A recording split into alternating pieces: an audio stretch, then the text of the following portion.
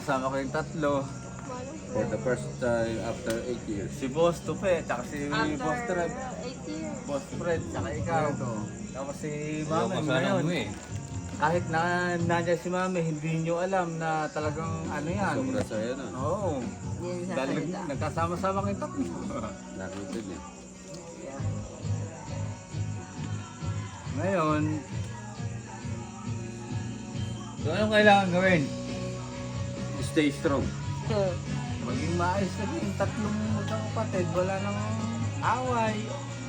Kasi